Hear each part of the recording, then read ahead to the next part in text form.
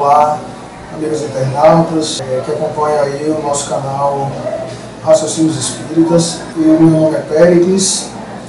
Hoje estaremos entrevistando o Grupo Fraterno Filhos Eternos, um grupo que faz muitas atividades de caridade. Esse grupo ele se reúne aqui no Centro Espírita Paulo Estevão e uma das suas principais atividades é uma atividade de psicografia. Hoje estará tendo esse trabalho de psicografia. Vou apresentar aqui nossa amiga Isabela. Ela é a fundadora e coordenadora desse grupo. Ok, gente. Eu sou Isabela, eu sou uma das fundadoras. Na verdade, eu e o Val começamos com mais duas mães que já passaram por outro plano, essas duas mães. Aliás, uma já passou por outro plano e outra não prosseguiu com a gente. Mas a gente conseguiu dar continuidade. Aqui é a Cris, que é uma mãe do grupo, e essa é Giza. Nós, assim, a maioria somos mães que perderam filhos, aqui temos 4. E é isso que nos moveu a realizar esse trabalho. Na verdade, hoje é um dia especial porque a gente está fazendo um trabalho de psicografia, mas o forte nosso não é a psicografia. Nós temos o acolhimento aqui na sala que o Centro Paulo Estevão dispõe para a gente, uma salinha, onde a gente se encontra regularmente, uma vez por mês. E aí a gente compartilha as experiências, os processos do luto. A gente convida pessoas de fora, psicólogos, e há essa troca. Mas o que mais eu acho que agrega um valor a esse trabalho é a partilha das experiências, do sofrimento, da dor, mais ou menos isso. Imagino que deve ser realmente muito confortante, né? Muito confortante essa conversa, esse diálogo entre nós que já tivemos perdas. É como se a outra pessoa nos compreendesse melhor. Isso, não é? Então, realmente, eu também particularmente tive uma perda muito grande na minha vida e nós, quando temos perdas irreparáveis, nós passamos a compreender. E eu entendo perfeitamente esse grupo aqui, como que deve ser unido, né? E como que são essas atividades sociais que vocês fazem?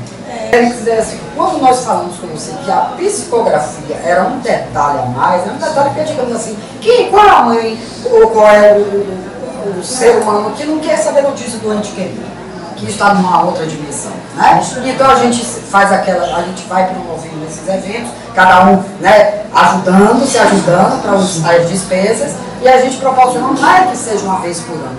Quando surge a oportunidade do médium, né, nos visitar, e também quando o bolso aguenta, né, gente? Porque é tudo dividido entre a gente, certo? Então, promove financeiramente, porque na realidade, reparem bem, esses eventos é para acalmar, para a gente matar a saudade, para a gente abraçar uma cartinha, uma entidade, a gente através da carta, das palavras amorosas.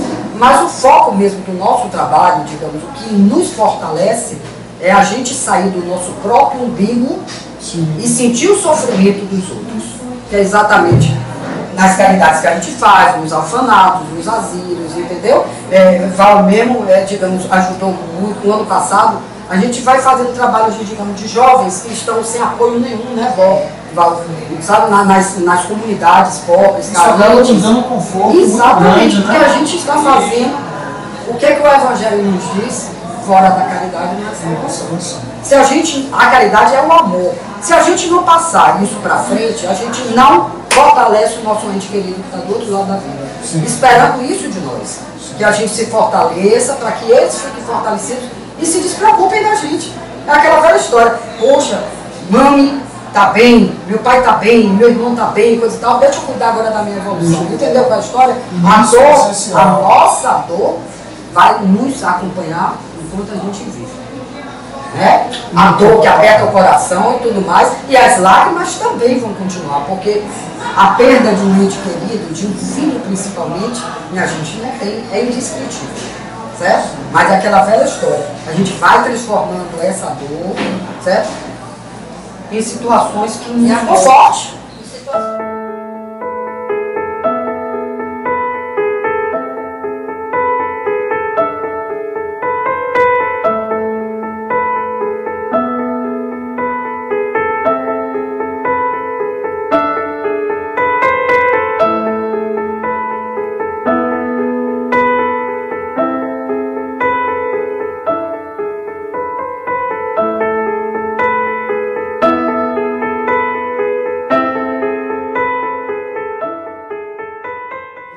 Importante do grupo fraterno é que a gente coloca essa nossa dor no bolso e vai até aquela outra mãe que está mais fragilizada do que a gente, né?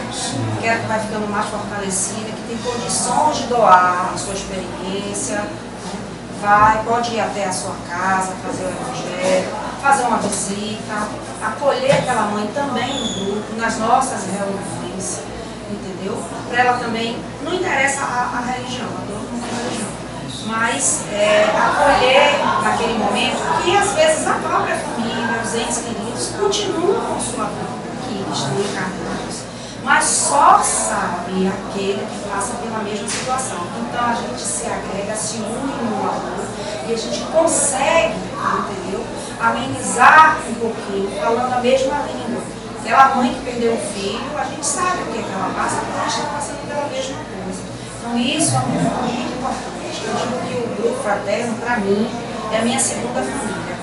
Aí eu fui acolhida por Isabela, e eu tinha 8 dias de meu filho, o Vitinho, o Vitor falecido, e de repente foi um mar de rosas, né, que eu pude falar o que eu sentia, pude fazer minhas queixas, vindo às reuniões, né, aos nossos encontros, os trabalhos que a gente realiza, né, como o Cris falou aqui, e principalmente esse acolhimento das mães que precisam, não só as mães, porque no nosso grupo tem filha que perdeu o pai, tem filha que perdeu a mãe, mas os filhos também participam. Os filhos também participam, mas o importante é esse amor que a gente precisa parar um pouco, como ela falou, de pensar em nós mesmos, nos nossos filhos, e acolher aquela mãezinha que está recém-chegada.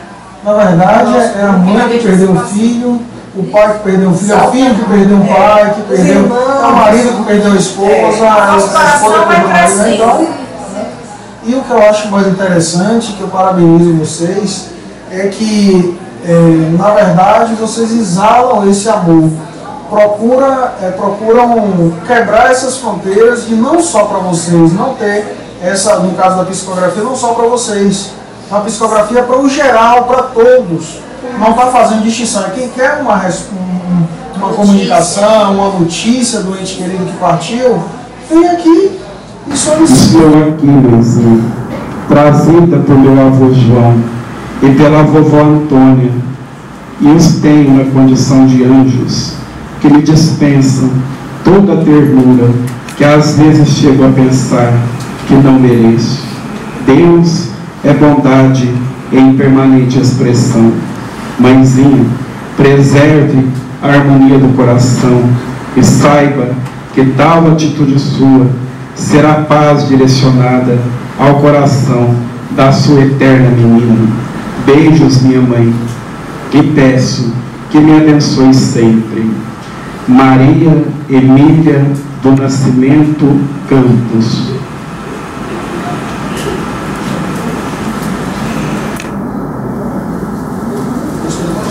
Eu acho que um dos pontos também muito importante que o grupo nos permite é falar, né, dos nossos entes queridos que partiram. Porque o que acontece? Muitas vezes a nossa família, ela não quer tocar no assunto. Meu filho tem 10 anos que foi assassinado. Então, falar de meu filho, para eles, é voltar a me fazer sofrer, como se eu tivesse, se o sofrimento durasse tempo, a saudade tivesse tempo.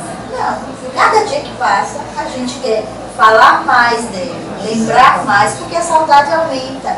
São 10 anos sem a presença física dele, mas a certeza de que um dia eu vou reencontrá-lo. Então, se eu perco essa oportunidade de falar, de lembrar das coisas boas que ele teve, que eu vivi com ele, dos amigos dele, porque todos esquecem, né? Passam 15 dias, um mês, né? Missa de um ano, quase ninguém mais vai, mas para a mãe não tem tempo, né? Eles crescem, o amor aumenta, eles crescem, a saudade aumenta. Os que estão aqui, é o mesmo processo, não é assim? Eles crescem, a nossa preocupação aumenta, a nossa saudade aumenta, então não seria diferente para aqueles que partiram. E quando a gente chega no grupo fraterno, a gente tem essa oportunidade de falar como se eles estivessem presentes aqui conosco. Estão, né, de fato, em uma outra dimensão, mas eles estão presentes. E a gente pode estar falando sem estar melindrando, porque eu vejo muitas vezes minha mãe, eu boto no celular, toda vez que toca aparece meu filho pequenininho.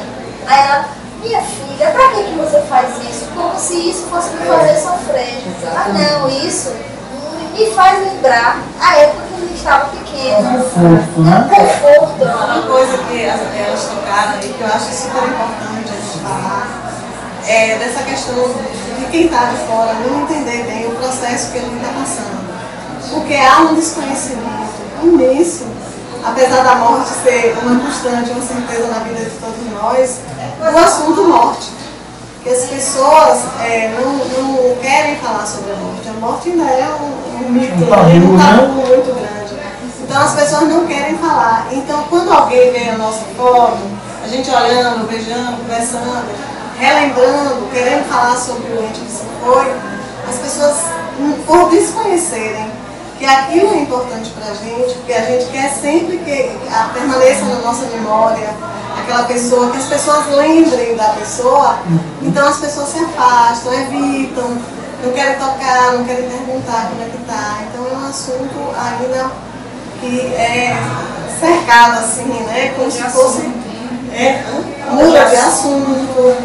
Então, nesse espaço do grupo, a gente tem essa possibilidade de falar sem reservas. Eu acho que a palavra mesmo é aceitação. A palavra é essa. A aceitação, porque quem não aceita, evita de falar.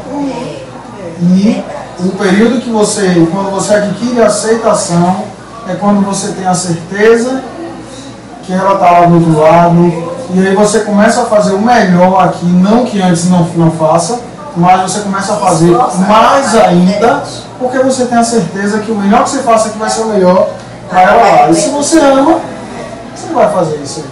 E nós temos uma frase também que nós conseguimos, né, que a dor se transforma em amor. E a gente consegue, né, fazer, através das ações de caridade, né, de escuta, de auxílio, caridade material e espiritual também, né, como essa que a gente está fazendo aqui agora, distribuir, contagiar as pessoas, né? E encontrar a nossa paz, né? E a nossa paz. Isso é um retorno maravilhoso pra gente, né? E nos preenche, nos torna pessoas mais felizes, né? A gente só consegue encontrar a paz quando a gente serve ao próximo aqui. Pode ser dentro de casa, pode ser fora, pode ser uma doação, pode ser nesse momento que a gente não conhece ninguém daquela mãe que está entrando, a gente não sabe direito quem é, mas a gente está ali, vai doar, vai abraçar, vai acolher. Como eu fui acolhida um dia, eu também tenho feito isso, acolher aquela mãe que chega, ou aquela filha, ou aquele outro parente que não chega, todos são bem-vindos. Da qual hoje me sirvo, confesso como que monitorado pela observação e bondade do vovô Ricardo e da vovó Maria, meus guias, que me sustentam neste momento tão difícil. O outro objetivo que a gente tem não é evitar a morte, mas minimizar as formas de se mover da morte. Porque eu, por exemplo, fui pela violência, pelo assassinato. Nossas companheiras aqui foram por questões de violência de carro.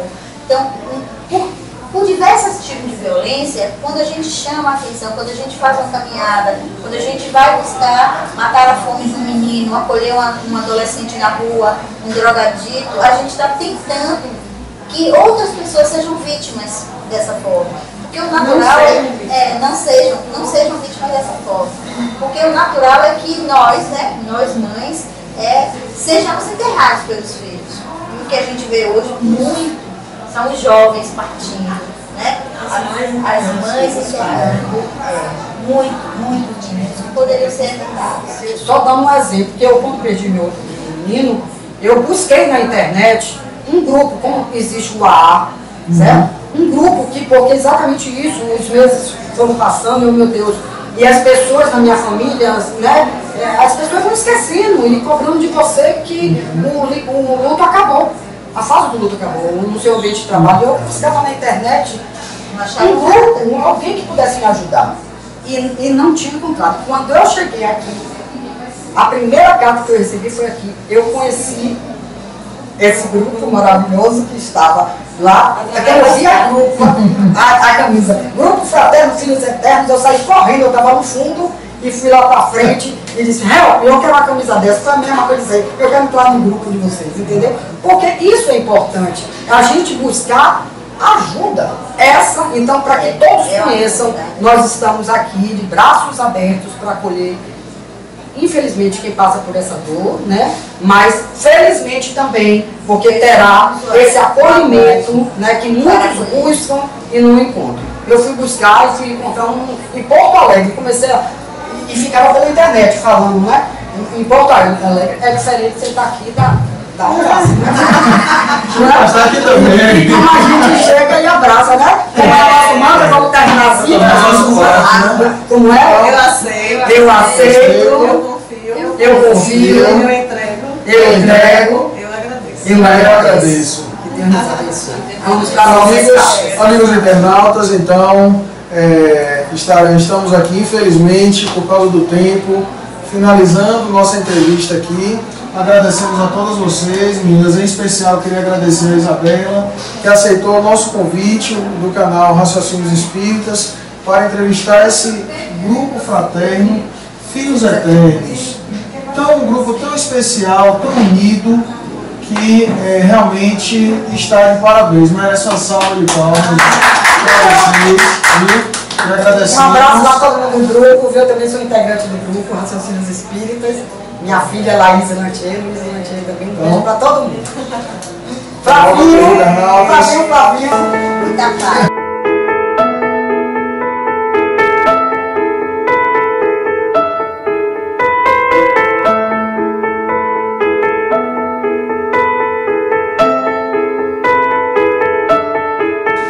Do capítulo 10, bem-aventurados aqueles que são misericordiosos. A indulgência. Espíritas, queremos vos falar hoje da indulgência, esse sentimento tão doce, tão fraternal, que todo homem deve ter para com seus irmãos, mas do qual bem poucos fazem uso. A indulgência não vê os defeitos de outrem, ou se os vê, evita falar deles, divulgá-los. Ao contrário, oculta-os, a fim de que não sejam conhecidos senão dela. E se a malevolência os descobre, tem sempre uma desculpa para os abrandar. Quer dizer, uma escusa plausível, séria, e não daquelas que, tendo ar de atenuar a falta, a fazem ressaltar com um jeito pérfido. A indulgência não se ocupa jamais com os atos maus de outrem, a menos que isso seja para servir, e tem ainda o cuidado de atenuá-los, tanto quanto possível. Não faz observações chocantes, não tem censura nos lábios, mas somente conselhos, o mais frequentemente velados. Quando criticais, que consequências se deve tirar de vossas palavras? É que vós que censurais não teríeis feito o que reprovais e valeis mais que o culpado?